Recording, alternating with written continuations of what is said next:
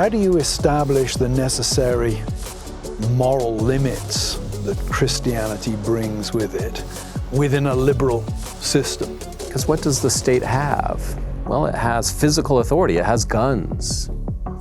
But virtue can't really be taught by guns. Legislation can reshape the cultural imagination that points it towards virtue. The reason why, for example, I would want abortion outlawed is not that I believe that that would stop all abortions from happening, but I think it sets a vision of the kind of society we want to be. We're terrified by pornography. You can limit adult access to pornographic images because somehow a child might get a hold of it. My intellectual antecedents in England were nonconformists, and we saw the Crown as a persecuting entity from which we wished to be free. It explains why you immigrated to America. Yes. Yeah. Welcome to the Collins Center Debate Series. I'm joined by Dr. Vincent Phillip Muñoz, who is the Tocqueville Professor of Political Science and concurrent Professor of Law at the University of Notre Dame, and the founding director of Notre Dame's Center for Citizenship and Constitutional Government. Dr. Muñoz has won multiple awards for his teaching and scholarship and is one of the world's leading experts on the political philosophy of the American founding. His books include Religious Liberty and the American Founding and God and the Founders, Madison, Washington, and Jefferson.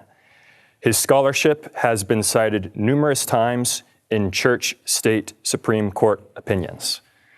Dr. Muñoz, thanks so much for joining us. Oh, thanks for having me. I'm also honored to be joined by Dr. Carl Trueman, professor at Grove City College and Bush Family Scholar at the Center for Citizenship and Constitutional Government, as well as a fellow of the Ethics and Public Policy Center. Dr. Trueman is a leading expert on the Reformation, as well as the history of identity and critical theory. His recent books include To Change All Worlds, Crisis of Confidence, and The Rise and Triumph of the Modern Self, which has been called one of the most important books of the last several decades. Dr. Trueman has received a number of awards, including the first ever C.S. Lewis Award for Christian Wisdom. Dr. Trueman, thank you for being here. It's great to be here, thank you. So we're here to discuss the question, is Christianity compatible with liberalism? And we're taking liberalism not in the way that that term is often defined today, but in the classical sense of the political philosophy defined by principles like individual liberty, religious toleration, free markets, limited representative government, rule of law, and a strong civil society. How Christians should view these principles has become a major debate with the rise of national conservatism, Christian nationalism, Catholic integralism, and the popularity of the Trump administration among Christians. 3 data points. 62% of Christians think the United States should be a Christian nation. Over a third of Americans don't think that the separation of church and state is very important. And Christians are far more likely to support tariffs than non-Christians. So, how should Christians view liberalism? Dr. Muñoz? Well, thanks again for having me. I've known the Acton Institute for a long time. I went to my first Acton Free and Virtuous Society conference in 1994, when I was just starting off in graduate school, and Father Sirico and the Acton Institute have been very important to me in my professional life. So I'm thrilled to be here and to be with Dr. Trueman. I mean, his book on the modern self, it really is one of the most important books in the last generation. So it's great to be here with you both. Christianity and liberalism.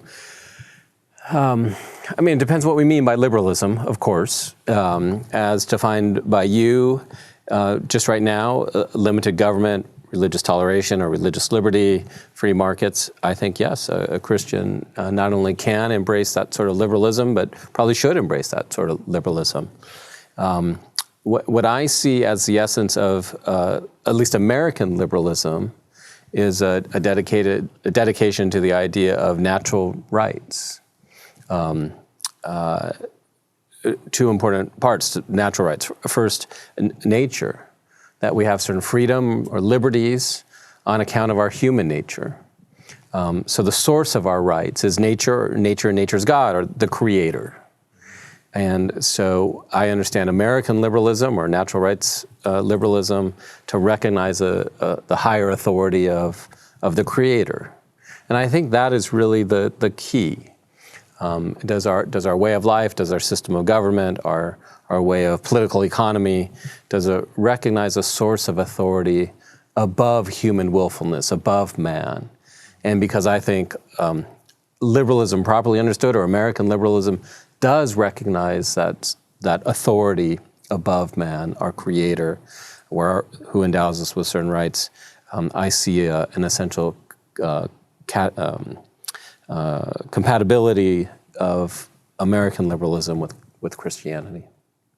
Thank you. And Dr. Trueman, I'd like to hear your initial thoughts on that question. What should Christians think about liberalism? Well, first of all, I'd like to reiterate what Phillip has said about being very grateful of being here, being a big admirer of the Acton Institute's work over many years, and it's a pleasure to be on a panel, and a privilege, an honor to be on the panel with Dr. Muñoz.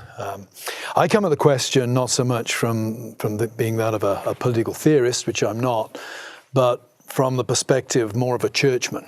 And my big question is, how should the church relate to whatever system of government it finds itself placed under or within in any particular context of history? And I think a particular moment just now in America is we're at certainly a phase of liberalism.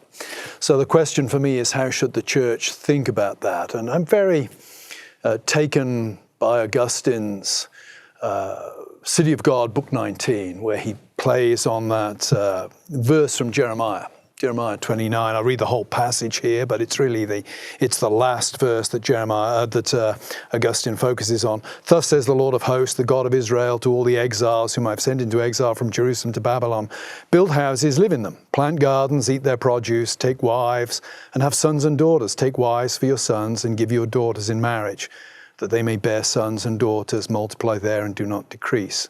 But seek the welfare of the city where I've sent you into exile, and pray to the Lord on its behalf, for in its welfare you will find your welfare. And that language of exile is picked up in the New Testament, particularly by the Apostle Peter when he writes to the church in exile.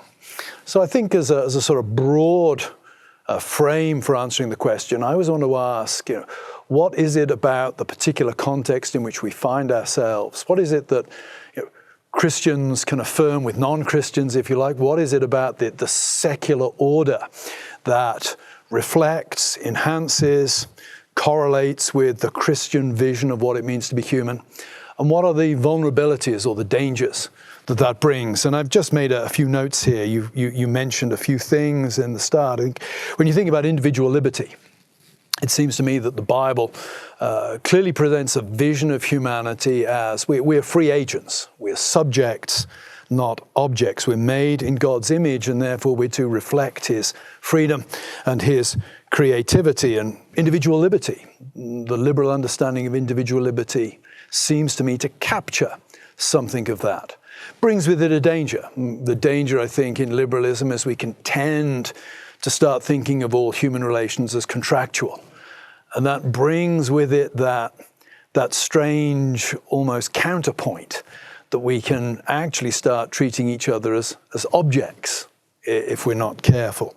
I think religious freedom, again, I see nothing in the New Testament to imply that the civil magistrate should have a particularly religious role. The church is to be governed by the church. But religious freedom is a good thing from a Christian perspective for various reasons, not least of which I think it brings out what I would describe as the existential urgency of the Christian faith. That Christians are to be those who repent and have faith. It's not to be a default cultural thing. It's to have an existential impact and significance for the individual, which I think a context of religious freedom can do. The danger of that, and I think Phillip would be able to comment on this with more authority than myself, but the danger of religious freedom is it can make religion into a consumer choice. I think Tocqueville notes this in his Democracy in America. So I'm a big fan of religious freedom, but it brings that risk. I would sort of, I suppose, summarize by saying, yep, response to liberalism, it seems to me to be, of all the systems I'm aware of, the best for allowing human beings to be truly human. But we live in a fallen world. And as Augustine makes very clear in The City of God and in other writings, there can be no earthly utopia. So we have to be aware of the dangers that even some of the strengths bring with it. And we have to realize that, the game this side of eternity is often the mitigation of evil rather than the establishment of a utopia. And there are a few things that maybe we could think about discussing as we move forward. But as I was reflecting on this panel, I was thinking, how do you establish the necessary moral limits that Christianity brings with it within a liberal system? It seems that 200-300 years ago, when everybody was basically morally a Christian, that the social imaginaries, intuitions were Christian intuitions, it worked well. Can that work today? Secondly, I wonder about the collapse of the public-private distinction. That seems very, very useful for maintaining religious freedom, for example. And thirdly, and we were talking about this just earlier, a lot of the discussion assumes that we agree what human nature and indeed what nature is.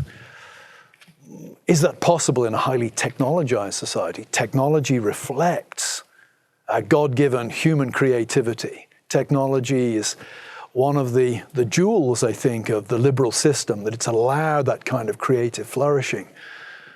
But is there a danger that technology can end up overwhelming the very thing that the system itself depends upon? Fantastic. And I think you've identified several areas it would be great to go further in depth on. The first one you mentioned was, how can we understand the moral limits that Christianity places on us with the context of a liberal system? So, Dr. Muñoz, you're well aware that the founders had this idea that virtue and freedom depended on each other. Benjamin Franklin said only virtuous people are capable of freedom. John Adams, he said that liberty can no more exist without virtue than the body can live without the soul. Tocqueville said that for society to avoid destruction, the moral tie must be strengthened in proportion as the political tie is relaxed. And to quote Dr. Trueman in To Change All Worlds, he said that honesty, punctuality, hard work, and a willingness to accept order from authority figures are essential to the smooth running of the capitalist system. The problem is that the exaltation of instrumental reason in the Enlightenment raises the issues of how this morality is to be justified and maintained. So, some post-liberal thinkers propose that some of the problems of morality we see today are a necessary consequence of liberalism, and that stronger government influence is needed to instill virtue in the population. How do you think we can foster virtue, and what is the government's role? Yeah, I mean, those are big questions and important questions. Let me stop and pause and think about, why did the founders, as you quoted, think a free people had to be a virtuous people? And in a way, the answer is relatively simple. A free people is going to be free. They're going to govern themselves, both in their private lives and then govern the community together. And to govern well, both privately and publicly, requires virtue. So we talk about democracy. Everyone's in favor of democracy. Democracy is just the rule of the many, the rule of the majority. But the majority can rule for the common good or for its own good. Majorities can plunder minorities, right? What is slavery except that? And so just to say, well, we're going to be a democracy, that doesn't mean we're going to be a good. Democracies can be bad. In fact, democracy is one of the bad forms of is Aristotle's bad form of popular government. So for democracy to be good, for a free people to be good, they must be virtuous. They must attend to their own lives privately and attend to the common good publicly. In a way, you need virtue more the more free you are. Okay, so I think that's the core of their thinking on the importance of virtue. So then the question is, well, how do we cultivate virtue? The ironic or paradoxical aspect of what we're calling liberalism is that state authorities primarily rely on non-state authorities to cultivate virtue. The family, first and foremost, and then churches. It's ironic, I think, in a way, to call for the state to be the primary institution, primary body to cultivate virtue. Because what does the state have? Well, it has physical authority. It has guns. But virtue can't really be taught by guns, I think. It's a blunt tool. Virtue's got to be cultivated in the family, and it's got to be cultivated by religious institutions. If anything, the state has to create the conditions to allow the family to flourish and to allow churches to flourish. And to a large degree, that requires not getting in the way of the family. You could say, what has the state done to the family over the last 2 generations? Well, if anything, it's only messed it up. It's only been, the liberalization of divorce laws has been very bad for the family. I don't know if we want to get in this, but certain forms of government assistance, welfare policies have actually been anti-family.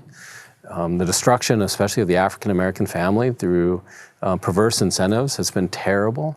So the first thing that the state ought to do to cultivate virtue is to allow and not go against the family and churches and let them do their job.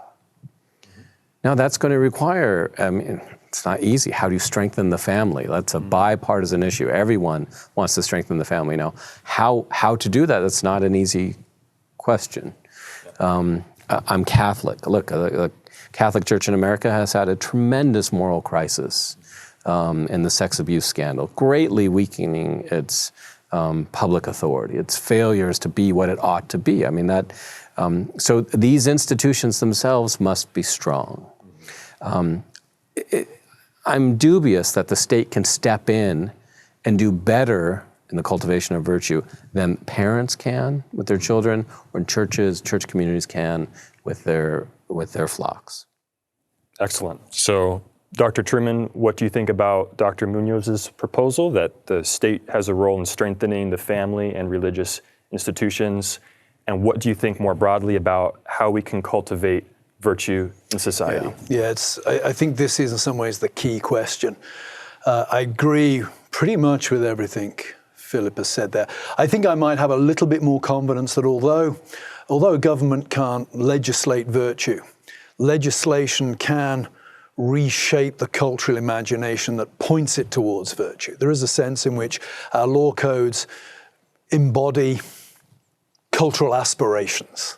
The reason why, for example, I would want abortion outlawed is not that I believe that would stop all abortions from happening, but I think it sets a vision of the kind of society we want to be. So I would want to add and say, I think government, particularly through legislation, can set forth an imaginative vision.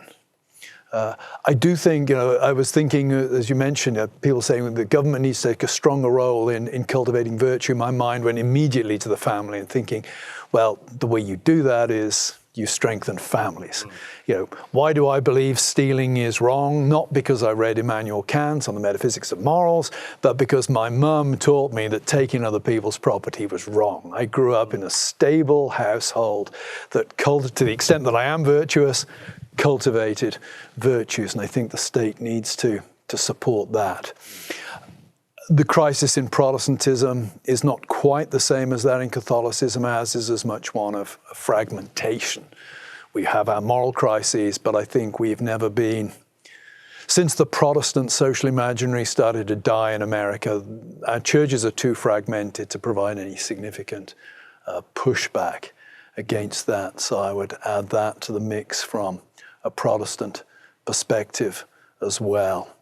But at some point, recovery, I think, has to begin at a local level. It has to begin congregationally, and it has to begin in families. And the question is how the government can help with that. And again, that perhaps points us to another of the problems that I suspect. It seems to me, and I noticed this more moving from the UK to the United States, because I think the United States was further ahead than the UK on this particular point of decline, if I can call it that. Politics has become a branch of entertainment and show business. And I think that does not lead us to have the most virtuous people in politics. And virtue is not something that sells at the ballot box. So I think there's a problem also in the culture of who gets elected and how they get elected. And I'm not sure how, in a liberal society with a strong entertainment industry, you can ever avoid politics becoming a function of the entertainment market at that point, which doesn't bode well for virtue, I don't think. Dr. Muñoz, anything that Dr. Trueman said you'd like to respond to or build off of, including the idea that the government has this role in setting a vision for what we want to be? Yeah, so, and this will connect to some of my post-liberal friends' criticisms. If we take an area, I have 3 kids. The oldest is about to turn 13. The biggest fight in our house is screens. I mean, I see your iPad. I'm like, I'm going to get you off your screen, right? I usually work from written notes. I was just in a rush today. And I mean, every parent with young children is saying the same things. And I say this: get off your screen, as I have holding my iPhone in my own hand. We're terrified by pornography, just terrified. In a way, it's not how to prevent it, it's how to deal with it when my son stumbles upon it. I teach constitutional law. When you go back and read the Supreme Court cases in the 1960s, actually, America up until the 1960s had reasonable laws. The old constitutional standard, actually, which comes from England, is anything can be prohibited that would corrupt the mind of a child if it falls into the hands of a child. So you can limit adult access to pornographic images because somehow a child might get a hold of it.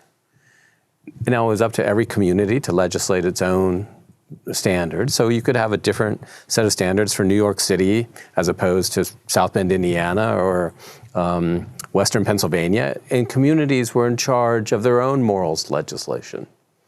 And we had, certainly comparatively speaking, much more restrictive laws. Well, in the 1960s, in a series of Supreme Court decisions, the ability of communities to govern their own community standards, what can be accessed by children, that was taken away. So it's not just a matter of, we need better laws. The ability of the people to actually govern themselves was taken away by the United States Supreme Court in decisions which now look so foolish. And these decisions, which are very libertine, I mean, they were made by prudish old men. Of course, in the 1960s, they had no idea what was one generation away. But they're wrong in principle then, and they've been devastating in practice now. And so, but those decisions of the 60s weren't a product of 1787 or 1789, or the philosophy of liberalism, they were candidly the product of the philosophy of the 60s, which displaced the older understanding. And we are suffering from the consequences of those decisions in this context, the particular context of pornographic images and the cultivation of morality, something that's on the mind of every parent right now because of decisions made 2 generations ago. So part of the health of the law shaping virtue is to allow the law to shape virtue. And that's going to require overturning these older understandings, which were a deviation from our liberal tradition, properly understood. The introduction of a more libertine understanding, which is connected candidly with a new understanding of the self. I mean, this is the great theme of your writing. Yeah, I mean, one of the things I would say there is, the whole idea of what is and is not suitable for children ultimately tracks back to some kind of what is your normative understanding of what it means to be a human being. That's why we have these battles about so-called book banning in schools. It's not really banning. The debates, as I understand them, about age-appropriate literature. But the fact that discussions of age-appropriateness can be presented as fundamental battles about censorship and book banning tells you a lot about the confusion that now exists over what it means to be a human being, what it means to be a child, what it means to be an adolescent, what it means to be an adult. So the cell phone, which I think is in some ways a wonderful invention, allows me to keep in touch with my mum, who's thousands of miles away, in the hands of a vacuous understanding of what it means to be a human being becomes a lethal weapon against virtue. Dr. Trueman, I'd love to dive into your views of the self. And you've written about what Charles Taylor has termed expressive individualism. Now, individualism is sometimes considered a principle of classical liberalism, not necessarily defined how Charles Taylor defined expressive individualism. But how do you see the difference between, say, a healthy individualism that supports the natural rights that people have without going into the expressive individualism that you've critiqued in your work? Yeah, I think a lot of it comes down to how you understand external authority and where you understand the role of external authority in establishing who we are. We live, the expressive individualism I deal with in the book is really a rampant and out of control exaltation of desire, psychological desire over all external authorities. And that's the problem. And I would say one of the ways to try to recapture a healthy individualism would be to recapture something of the significance of what it means to be an embodied human being.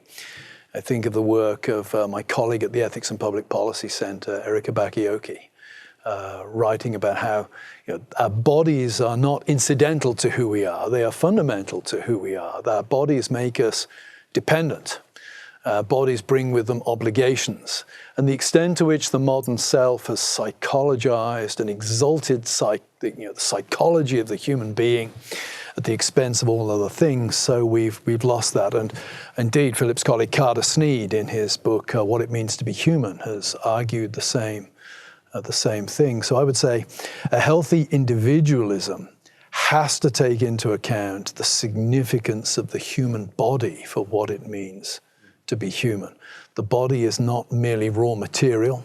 It's not incidental to who we are. It is fundamental to who we are. And it carries with it certain, we might say, ontological significance that has obvious moral significance. So the young child is physically dependent upon the mother. That's a moral relation. Going back to an earlier point I made, that's not a contractual relationship. That's a natural relationship that has significant moral standing. Dr. Muñoz, what do you think about the importance of anthropology to this discussion? I'd be curious to hear what the founders thought about this question, and then also your personal view. In some ways I want to encourage Carl to speak more, and I have my own questions I want to ask him. I think the founders had a very classical and Christian conception of the human person. This is a little bit controversial. But they took nature as a normative standard. All men are created equal. They didn't say we're all equal because we say they are. No, they said we find human beings as equal. There are no natural rulers, no natural slaves. That's what they meant by equal. That's an endowment of our Creator, right? So they took our creative nature, our created nature, very seriously. In fact, it's the grounds of political equality. They said, James Wilson, founder from Pennsylvania, says, we all know by reflecting on our human nature that we're free beings, that we're rational beings, that the essential characteristic of a human person is the ability to know right from wrong and choose to do right. He says, in our voluntary action lies our dignity. It's one of the actually only uses of the term dignity among the founders. It's not a term, it's a term we use all the time. They didn't use the term dignity. And James Wilson, this is in his lectures on law, says, our dignity lies in choosing well. But choosing well means knowing right from wrong. That's what they meant by choosing wrong. A right from wrong that is established by an authority, by our Creator. So they understood as human nature as to be free, but not. They distinguished freedom or liberty from licentiousness, right? Liberty was to use your freedom in accordance with the natural moral law.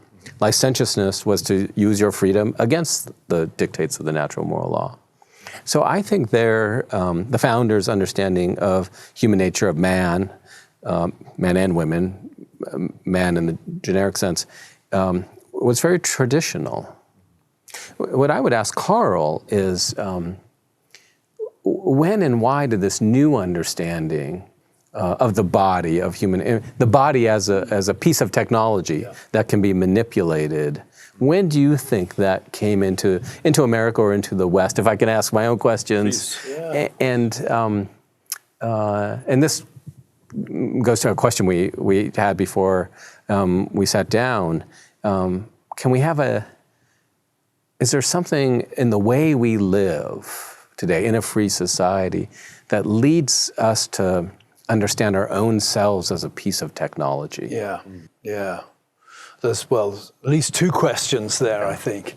And the first one, I think it's probably hard to to pinpoint a moment, but I would say that the rise of second wave feminism with Simone de Beauvoir is interesting in that de Beauvoir, she's not the first to do this, but I think she's the most influential person to do this, clearly sees the female body as a problem for women, that the natural functions of the female body, periods and reproduction, the ability to get pregnant, become problematic. And I think that sets the sort of the agenda, certainly for the more radical forms of feminism in the latter part of the 20th century. And what's interesting about de Beauvoir is she gives an interview it's around about 1970, I think, to a Marxist magazine. And I can't remember the exact question, but the question is something to the effect of, what did you think you missed in the second sex? And she comes back to the question of technology. She said, I didn't see the significance of technology for what I was saying. And of course, technology provides a tool for overcoming the natural teleology of the female body, whether it's contraception, abortion, or Marx points to it in the Communist Manifesto, whether it's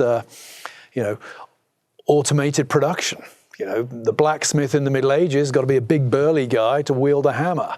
By the time you hit the end of the 19th century, you just got to be able to press a button. So there's a lot going on, I think, in modern culture, both technologically and philosophically, that downplays the significance of the human body. And then I think in the last 10, 15, 20 years, with the rise of transhumanism, we see that on steroids now. The idea of being able to, I think fantasies, because they deny the significance of the body for what it means to be an individual, but the idea that you could somehow download your brain into a computer and it would still be you, or you can engineer the body to live forever, or at least until the sun expands and consumes us all in how many billion years' time. So I think that's, I'm not sure exactly when it begins, but I think de Beauvoir's version of feminism is a significant moment. And I think modern technology of the last 10, 15, 20 years has turbocharged it, made it more imaginable. And I guess if I can then come back with another question, it seems to me that a lot of, to return to the question you'd asked me about expressive individualism, I might also add, one of the things about expressive individualism is it really militates against any notion that there is a telos to human nature, that we have a teleology that we all share to some degree. The clause in the Declaration of Independence, the pursuit of happiness, that's a teleological statement that is disastrous today because of our understanding what happiness is, which is no teleology. Yeah, there can be anything. Whatever happens to make me feel good at any given moment in time. So what is the proper telos of human nature? Well, I was going to ask Phillip, what would the understanding of happiness have been? Presumably that was shared by the founders. You've got Thomas Jefferson on one end, you've got John Witherspoon at the other end of the sort of the religious spectrum. But presumably they shared some common understanding of happiness that we've now lost. Yeah, I think the easy thing here to say, you quote George Washington, who sounds just like Aristotle, the connection between virtue and happiness, he says, is I'm paraphrasing here, is the indissoluble connection between virtue and happiness has always been known to mankind. I might rephrase it differently to speak more broadly. I think the underlying teleological aim of the liberal society the founders created was the virtue of responsibility. So to not. I mean, happiness is so vague in a way, but what were they aiming at? And we're all going to pursue our happiness, really in a Aristotelian or a Thomistic way. It's so in our nature. Everything we do, even the deranged things, is in a way to pursue happiness. We might have a misguided understanding of happiness, but English, we pursue misery as a even because that's what you think is going to make you happy. Granted. But what's the type of life they're trying to, way of life they're trying to cultivate? Maybe I can put it that way, and it's a life of responsibility, which in a way is a modern virtue. It's not one of Aristotle's virtues. I don't think it's incompatible with Aristotle's virtue, but he doesn't list responsibility as a virtue. What does it mean to be responsible? Well, you take care of yourself, first of all. In the ordinary sense, you provide for yourselves. If you have a family, you provide for your family. So it qualifies individualism in a very significant way. Very much so. I mean, why do we emancipate the individual in the older sense? So they can be responsible for themselves and their families. Because that's an essential aspect of what it means to be a free human person. Also responsible to your Creator. So the foundations of religious liberty are not religious indifference. No, it's that you need to be responsible to your Maker. Right? We, state authorities, restrain ourselves, recognize your freedom, because you as an individual have moral obligations to your Creator, for which you are responsible. Right? So freedom, individual freedom, is the political goal in order so individuals can be responsible. A higher level of responsibility is for those who can to be responsible for their larger community. So not just your friends and family and your children, but can you serve your community? Now that can be still in the private sphere. Look, the entrepreneur who makes a product that helps others and employs 2 or 20 or 200 people. If you talk to a business owner, almost always they talk about first their customers and what they're providing for their customers, and then especially their employees. And the deep satisfaction they have by providing a means by which all these men and women can provide for their families. That is the entrepreneur is taking responsibility, often at great risk, to create something of value that will allow all these other people to live lives of responsibility. So I see the virtue of responsibility as really the teleological end of our political system. Yeah. And that requires limited government. And that requires limited government. Yeah, It's not. yeah. It certainly requires government, Yeah. but a government that's recognizes its limits. The government can't be responsible for you. No. Right. Yeah. And maybe that's a lesson we've forgotten. Yeah. Right. And this is where I think Christianity can be a prophetic witness in the current day, because church communities can be places of where we take responsibility for each other. We shoulder responsibility, we show hospitality. And these are small things, of course. They're not going to transform the nation.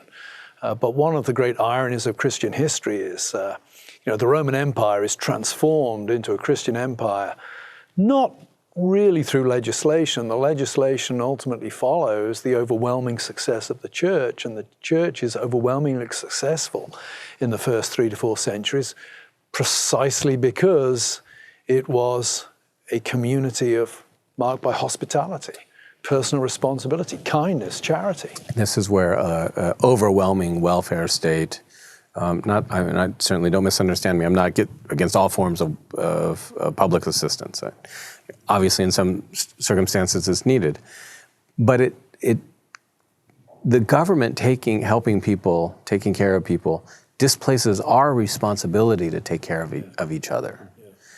And I think we've lost sight of that. And it encourages us to be irresponsible. And it encourages us to say, you're in need, my tax dollars pay for that. Not, I see you as a person, as a member of my community, as someone who lives next door to me, as someone who goes to church with me, someone who's a parent of one of my children's friends. How can I help you if you're in need? And that's how real communities are built.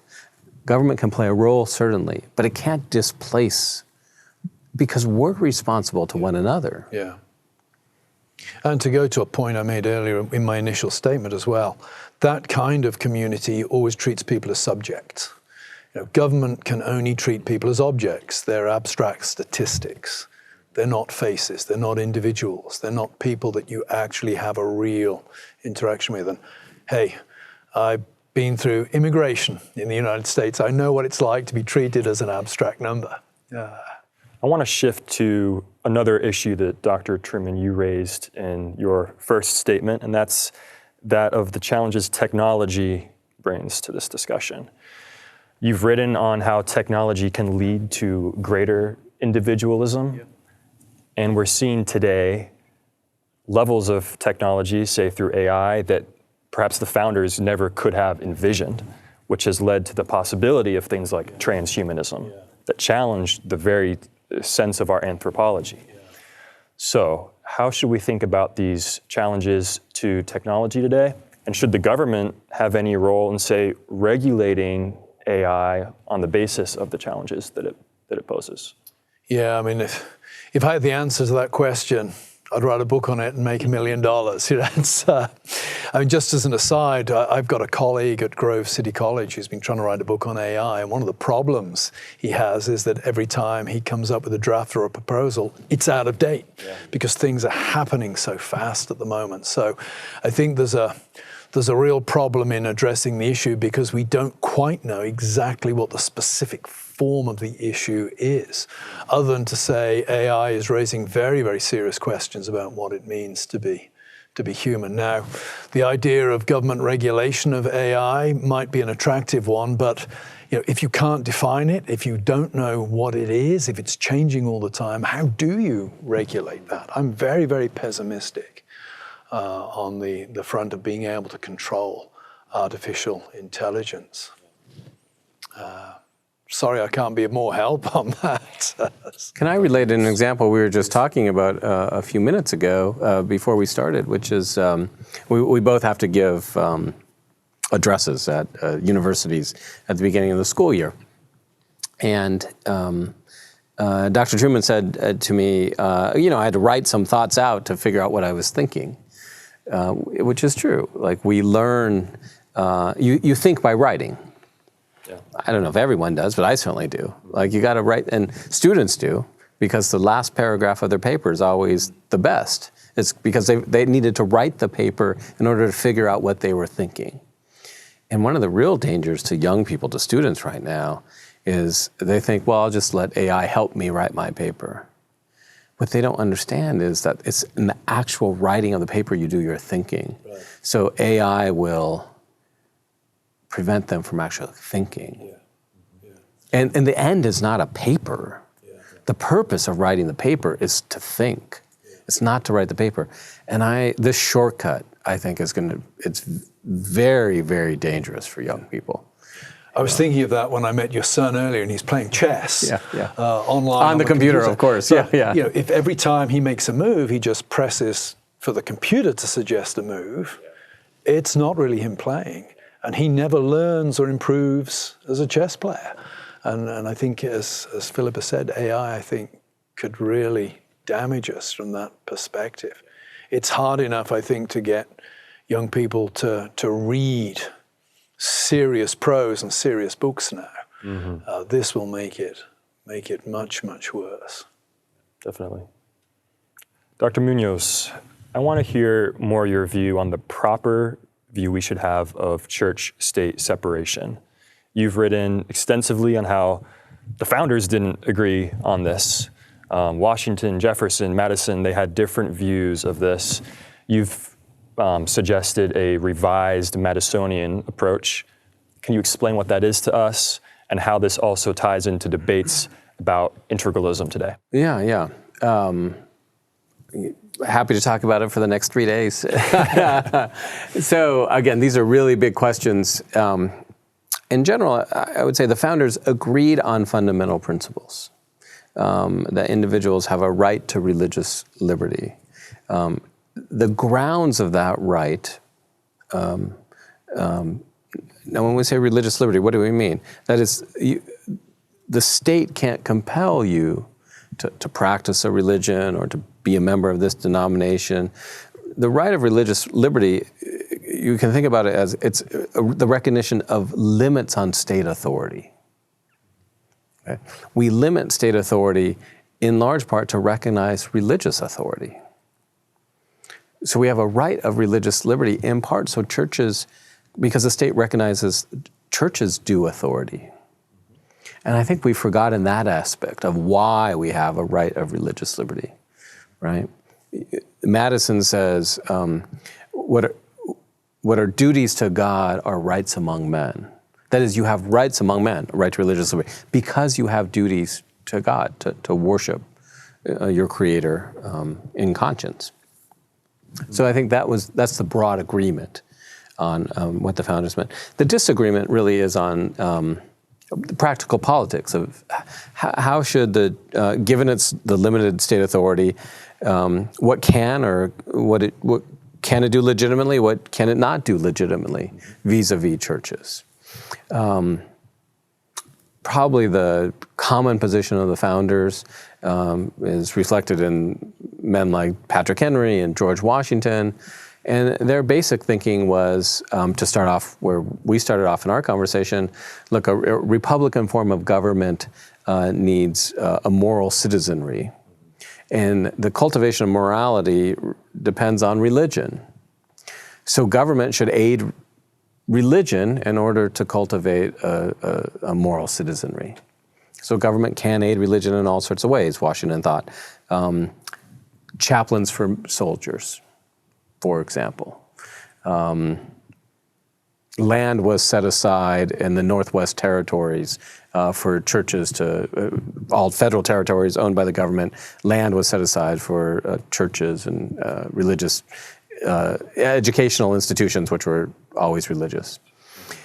Madison's position was, well, it's true that Republican government needs moral citizens. He certainly agreed with that.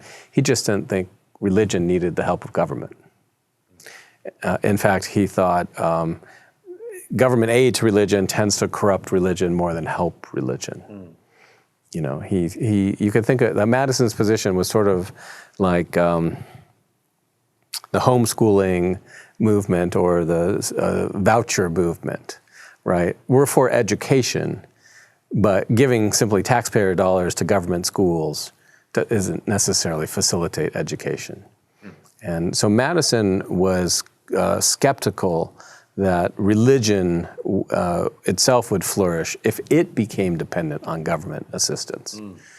Right? Maybe universities are a good example right now. You know, are universities better off by getting so much money from the federal government? Well, maybe in some ways. But in some ways, you can see how the government dollars have really corrupted the university, made them less accountable, lots of bloat, lots of waste. And that's what Madison saw happening to churches. In part, I just might add this in this context, because in colonial Virginia, the Anglican Church was the established church. Anglican ministers were employed by the government. Well, who's the head of the Anglican Church? The King of England. They were against the revolution. And Madison saw that this political tie of religion corrupted, at least in his view, the political sensibilities of the ministers. And so what we say today, his lived experience was government aid to religion actually was very bad for politics and bad for religion. Sorry, that was a long answer, but didn't take 3 days, so I'm pleased with it. It could. Yeah. Dr. Trueman, does religion need the government? And what do you think about what Dr. Muñoz has shared on the separation of church and state? And maybe could you comment on the movement of integralism today? Well, on the issue of church and state, I certainly think that historically establishment principles have not proved good for Christian orthodoxy. And you can look at the Church of England, for example, as the classic example. I believe, the Archbishop of Canterbury is appointed by the king, who receives 2 names, I think, from the Prime Minister. As a Presbyterian, every fiber in my being is finding that completely unacceptable. And I think what you tend to get is a church that baptizes the politics of the day, which has certainly been, with some exceptions in history, has certainly been the history of the Church of England over the last 150 years. On integralism, I'm not a Catholic, so in some ways I don't have anything particularly at stake on that issue. I suppose my own thinking, and maybe this is where my English pragmatism comes through, is some of these ideas are great to bat around in lecture theatres, but they're never going to gain any traction in society as we currently see it. I mean, I face in my own kind of world at the moment this sort of rise of a sort of Protestant Christian nationalism and calls for the establishment principle, et cetera, et cetera. It seems to me to live online. It has almost no purchase in any significant Protestant denomination of which I can tell. And as I was saying on the way over today, Protestants can't even get an Orthodox Protestant Supreme Court justice appointed in the United States. We're not taking over Congress for Jesus anytime soon. So I am very skeptical about these ideas simply on the basis of, so how do you ever realize them? It seems to me that what you need prior to any of these things becoming a reality is a massive revival of Christianity for these things to become remotely credible at the level of society, and I simply don't see that happening at this point in time. Would establishment ever be an aspirational goal if there was that massive cultural revival? Not for me. My intellectual antecedents in England were nonconformists, and we saw the crown as a persecuting entity from which we wished to be free. Mm-hmm. Dr. Muñoz. This explains why you immigrated to America. Yes. Yeah. Well, if you had the revival of Christianity, you wouldn't need an establishment, presumably. No. So, I mean, it would be. No. I think, integralism itself is a term that's batted around, and different people mean different things today. I think it's somewhat utopian. It's interesting. I mean, the more interesting thing to me, and I'd be curious to hear both your thoughts on it, actually, is it's sort of shocking that the idea of integralism, as utopian as it is, really captured young people's attention. Maybe not quite as much now, but the very fact that you're asking about it. I mean, would you have thought this 10 years ago? It's sort of shocking. So what is it that about integralism that captured and it's not just young conservatives, actually. It's lots of young people on the left. This is this is highly educated folks for sure, right? This is not a broad cultural phenomenon. But among the really highly elite educated community, lots of young people have been drawn to integralism, at least thinking about it. What is it why is that the case? I think that's interesting to think about. Could it be to do with a general collapse in confidence among young intellectuals in the established institutions we have? I mean, I wonder if there's an analogy perhaps to Europe in the 1930s with communism. I remember my time at Cambridge in the 1980s. There was a generation of academics who were just really reaching the end of their careers, who struck me quite often as very pleasant, urbane, gentle men who'd been communists in the 1930s. And it was sort of mind-blowing. So how on earth were you a communist? I mean, this was Stalin. How on earth were you taken in by this in the 1930s? And the answer I got back was generally sort of twofold. One was, well, it looked as if either fascism or communism was going to win, and we were on the side of the poor. But there was also a feeling that, democracy way back then was in crisis and was collapsing and crumbling. And so some more radical alternative, some new order of the ages was being looked for. And I wonder if we're living in an analogous moment now where, a lot of the institutions seem depleted or seem to be falling apart.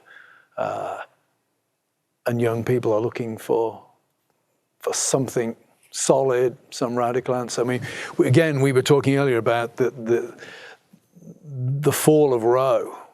In some ways was a bit of a death blow to the integralists because it kind of showed that the system could still work. And that was a bit of a shock. The fall of Roe versus Wade, the Dobbs decision, the Dobbs decision. Yeah. So I wonder if there's a general, and I'm always skeptical about, young people are iconoclastic anyway.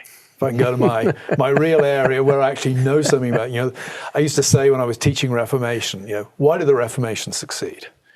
It allowed young men to go around smashing stuff up because that's what young men do. They smash stuff up.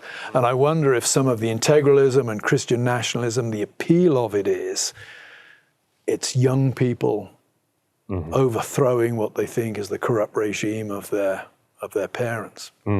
Friedrich Hayek has a highly relevant article called The Intellectuals and Socialism, wherein he argues that compromise is not appealing to most people, especially young people, because it's nuanced and you have to give up something of what you want, but utopian ideas are highly appealing. I think that's especially the case with young people.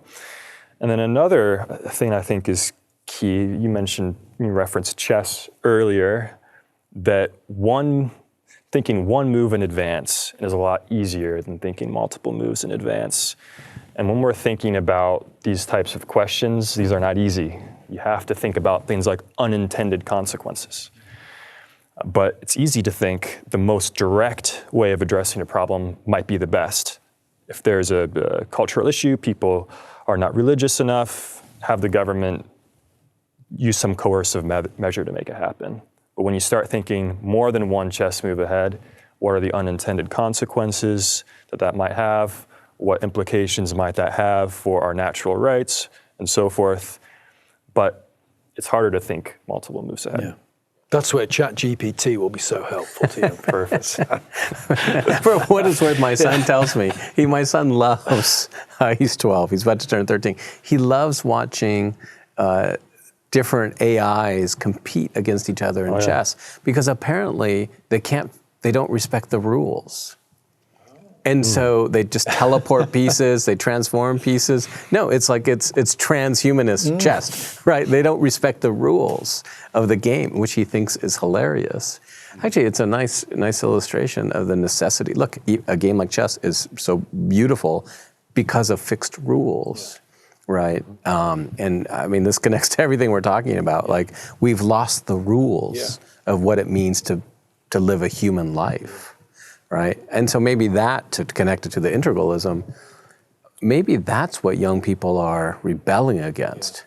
Like, what's the rule book to get married? You know, I know countless young men and women who are just dying to get married, and they're great, handsome, beautiful, good families, and they can't meet anyone because they don't know how. And so the sense I have is they're saying, you know, this society, this culture you've handed us down to us. You can tell me, you know, if I'm a man, I can be a woman, but I actually just want to be a man and I want to get married. And you've left no cultural script for that. I can see why young people are like, give me something else. Yeah. You know. Yeah. That's, you know, he said it in a different context, but Jean-Paul Sartre's comment, man is condemned to be free, brings out beautifully the burden that radical absolute freedom would be. The anxiety of young people, I think, is connected in part to, we tell them, well, you have to find yourself. And they're thinking, I'm 19, I don't know what I am or what I want to be. And I'm supposed to create myself. And they think, and create a company and everything, because, you know, like that's hard. It's, when you have no identity and you have to find your identity, I can see how that leads young people to have all sorts of anxiety. And I think it explains somewhat seeing this both in Protestantism and in Catholicism, the return to more traditional and conservative forms of religion, particularly among, I think, intellectual young people. I've been surprised because, you know, I became a Christian in the 80s and lived through the 80s and 90s. It's amazing to me, young people moving to highly liturgical forms of Christianity, which was, you know, I was in the aftermath of the baby boomer generation when worship was just anarchy, looking back at it, but the desire now for structure in worship, which often is described to me by the students as we're looking for something adult. And that strikes me as a very interesting use of the language. Yeah, the historic structured form is grown up, and they like that. Now, on the question of identity, Dr. Trueman, you've pointed out most cultures in the past had three pillars of their identity: family, country, and religion. You've also written that for a nation to exist, its members must imagine that they hold some things in common to give them a coherent identity as a body of people. So I would love to hear your view on the nationalism that we see on the rise in America today. And at what point is nationalism healthy, and when does it go too far? Well, of course, to answer that question, you've really got to define nationalism, which I think is not an easy thing to define. The example I use in class when I'm teaching students, I say, you know, isn't it fascinating that you know, an American who lives in San Antonio, Texas, will go to war shoulder to shoulder with somebody who lives in Maine, but may not feel the same obligation for a Mexican who lives in Guadalupe, even though they're much closer. And that takes you to the sort of the mystery that is nationalism. Stuff I've seen coming out from the so-called Christian nationalist groups, I mean, I have two sort of major concerns about it. One, it doesn't seem to engage much of the modern literature on nationalism. Actually, there's a huge literature developed, particularly in Europe, in the wake of the Second World War about nationalism and nationalist movements. And secondly, seems to depend upon a rather romantic view of America and its origins. So I have significant concerns about Christian nationalism as it plays out, or nationalism as it's playing out in America at the moment. I would want to make a distinction between, maybe a naive distinction, I'm not quite sure how one would cultivate this, but it seems to me there has to be a distinction between nationalism and patriotism. And the analogy I would draw is, I would say my wife is the most beautiful woman in the world. My wife is. Yeah, but in saying that, I'm not insulting your wife and I'm not insulting your wife. And you both know that, because you know what I'm saying. That I am saying that my wife, in her relationship to me, she's the most beautiful thing in my life. If I was saying my wife is the most beautiful woman in the world, and meaning it in an absolute sense, that your wife and your wife are not as beautiful as my wife, then that's an insult. And to me, that's the difference between patriotism and nationalism. I think it is right and appropriate, particularly for Christians, to be grateful for what the places where they grew up gave them.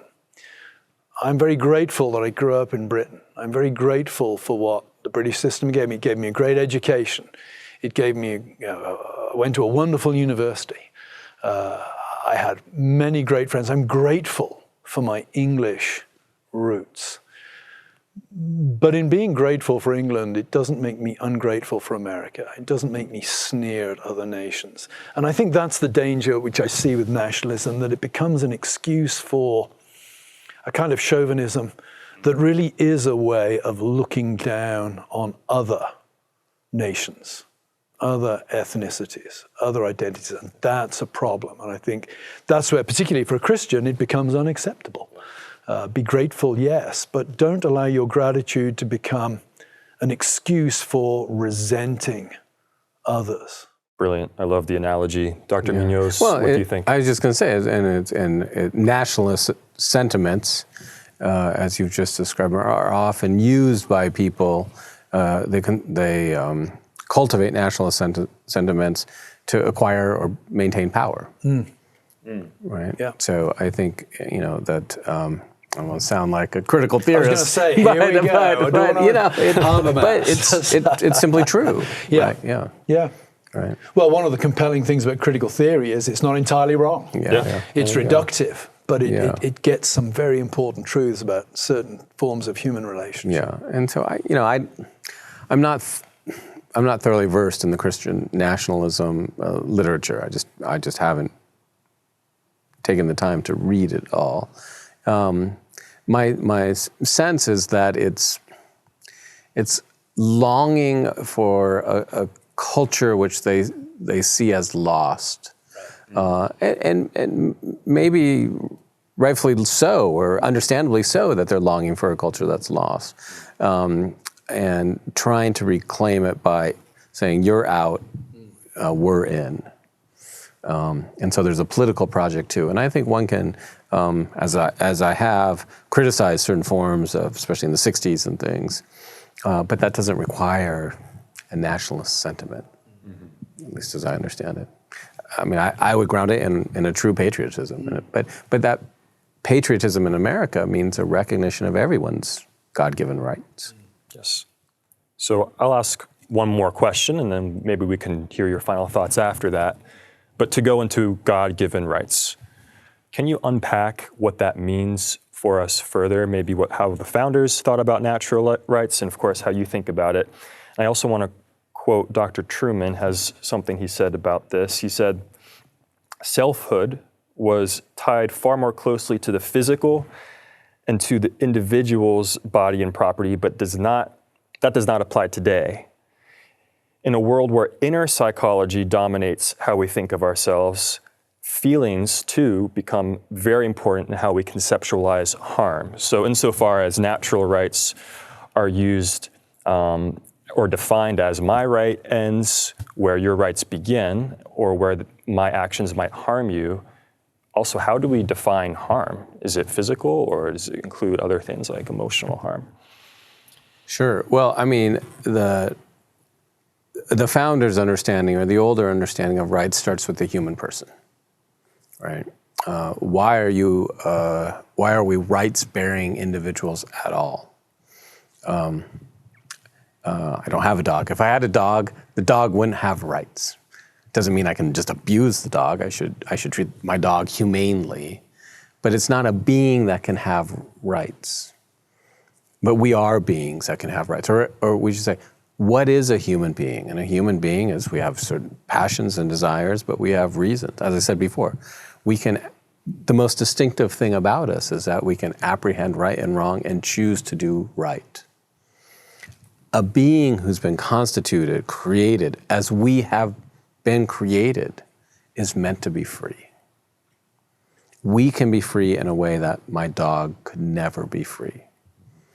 And in fact, if you treat a human being like a dog, that human being will resist by nature.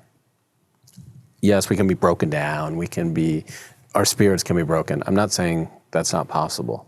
But we long to direct our own lives. But the understanding of it's human nature. It's our nature as created. That's the grounds of our rights. Our creative nature gives us the ability to know right and wrong, what the founders called the law of nature, the natural law tradition. There's a moral right and a moral wrong. It's not only that we're created to be free, we're created with the ability to know right and wrong and live according to what is right.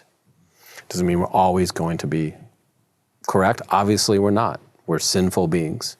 So the older understanding of the founders is you are rightfully endowed with freedom.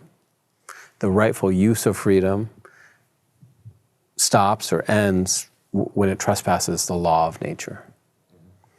What is the law of nature but the law of reason? So I can't take your glass of water or take your watch because I want it. I can't take your property.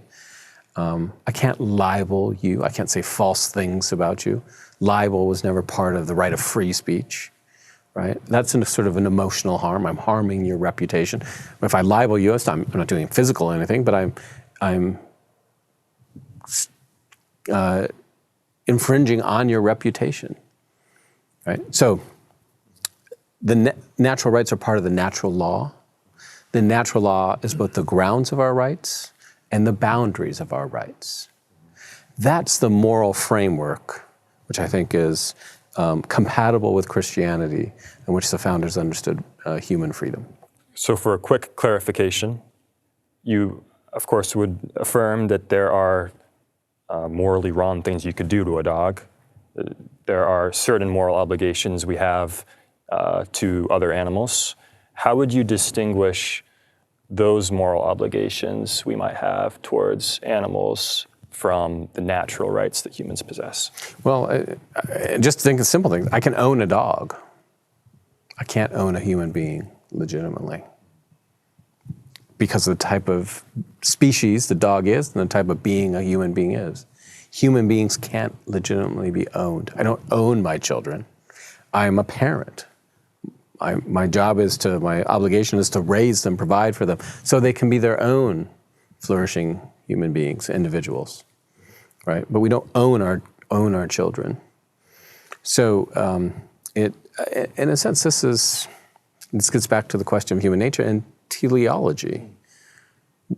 So when we say, what does it mean to be human? You can say, well, what are our aims or ends? Human freedom in one sense is an end, but it's the freedom to what? To be, as I said, to be responsible. Ultimately, it's freedom to be responsible to your Creator, to worship properly. That's the highest end, right? But here, the state, political order aims at freedom because it can't aim at the highest thing. Because that's in the nature of our religious obligations themselves, are to worship in conscience. And the state can't do that for you, which is why the state has to be limited.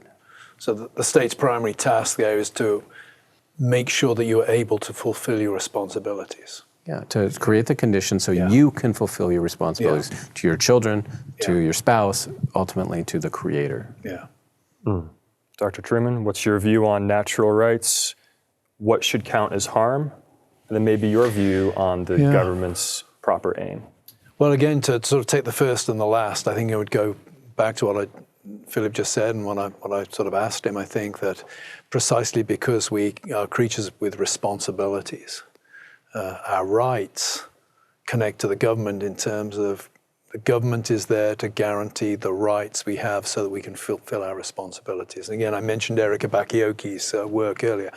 That's her sort of recasting of feminism, that feminist laws are those that allow women to fulfill their obligations, for example, to the children in their womb. So that's where I would go with that. And again, dog has no responsibilities, so dog has no rights. It's not to say you can just torture a dog. That would be dehumanizing apart from anything else of yourself. What was the other? And dehumanizing to us. Right? I mean, it's bad for the dog, obviously. It's bad for us. We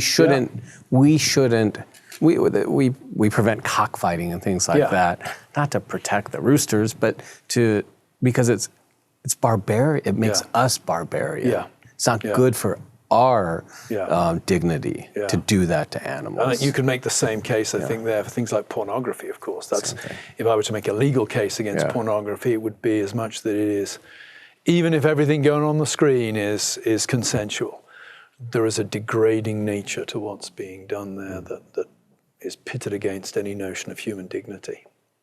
The other part of the question you asked, how should we think about harm? What does that end? I would never want to be read as saying that psychological harm doesn't exist. If you were to say to me, what's one of the good things that's come out of expressive individualism, I would say, well, we certainly have a greater sensitivity to mental illness now, for example, and we also, I think, have a sensitivity to the fact that words do things. Thomas Jefferson may have thought that the fact that his neighbor's religious beliefs neither picked his pocket nor broke his leg, but picking pockets and breaking legs is not the only harm that can be done. We know that, for example, if you use a racial epithet about somebody, there's real harm done there. It's not just a descriptor, it's an act that is devaluing, pushing that person into a particular place. So I would say psychological harm is real. The problem, I think, we face is, how do you judge that? Okay, you picked my pocket or you've broken my leg. I can point to something and say, hey, we can all agree. My leg is broken. I need my insurance company to pay up, whatever. Psychological harm is more difficult to adjudicate, I think, and that's where the problem is. So I'd want to say, psychological harm is real. It gets tricky when you try to determine the nature and extent of that harm. Yeah. Not to say that isn't a task worth engaging in, of course it is, but I think it's a trickier one than something based on the physical body or on the ownership of property. Yes. Good. Well, I'd like to give you each one last chance to leave the audience with some closing thoughts you might have on that central question: is Christianity compatible with liberalism? So, Dr. Muñoz, would you like to go first? Let me end by going back to where I began. I mean, thank you for inviting me, and thank you to Dr. Trueman for letting me be here with him. Look, for Christians, you can be a good Christian in almost any political regime. And really, I think, in some ways, most Christians, look, we're trafficking in the world of ideas here. Our primary task is to live well in whatever circumstances we're in. And you can live well as a Christian in a liberal regime. In fact, what are the alternatives?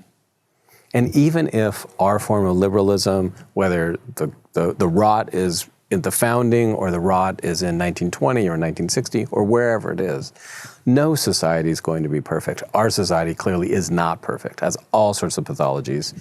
As a parent, you really see that. But that just means there's more work for us to do, right? I mean, the world is never going to be perfect. This is not our home, ultimately. And so Christians, people of faith, just need to be good people of faith, good Christians. We're probably not going to change America or the world by fundamentally changing the laws, though that might be important. But we could change America one good marriage at a time, one solid family at a time. And that's something most of us is completely within our power. Be a better husband, be a better father. And so, in a way, those are the things we really need to focus on. Can I just say, I know numerous couples that you've fixed up, actually, Philip. Everywhere I go, I meet somebody who's married to somebody that Philip Muñoz introduced them to. So, I would agree with what Philip said there. I would say one of the first things that we should do, any Christian living in America at this point in time, okay, America is not a perfect society, but as Augustine makes very clear, we're never going to find that this side of the eschaton. But I would say, if you're a Christian living in America, you have much to be grateful for. And the first thing I would say is, May your life exhibit gratitude, even as you criticize the system, even as you criticize the culture, even as you avoid idolizing the culture. Be grateful for it. I'm an immigrant and I'm very grateful to have been allowed to come to America and build my life here. So I think gratitude should characterize our primary reaction to the American form of liberalism at this point. And secondly, I would reiterate what Phillip says. Where can we make differences? We can make difference in the classroom. I do a lot of writing, but I'm under no illusion that the people that I have most impact on are the kids I have in my classroom. Think about where you can have an influence as a Christian, and I think it really is in the people you meet in real time and real space. Don't spend your life fretting about the things that you can really have no direct influence over in a way that leads you to neglect the real people that you can have a huge, huge impact upon. Beautiful, perfect way to close. Dr. Muñoz, Dr. Trueman, thank you. Thank you. Thanks very much. Thank you for watching. If you enjoyed the video, please like, share, and subscribe. And visit acton.org/Collins Center to learn more and see our other debates. Did you know that the Collins Center is a charity 100% funded by donations? If you'd like to help keep these videos ad-free and to see more, please also consider donating. Thank you.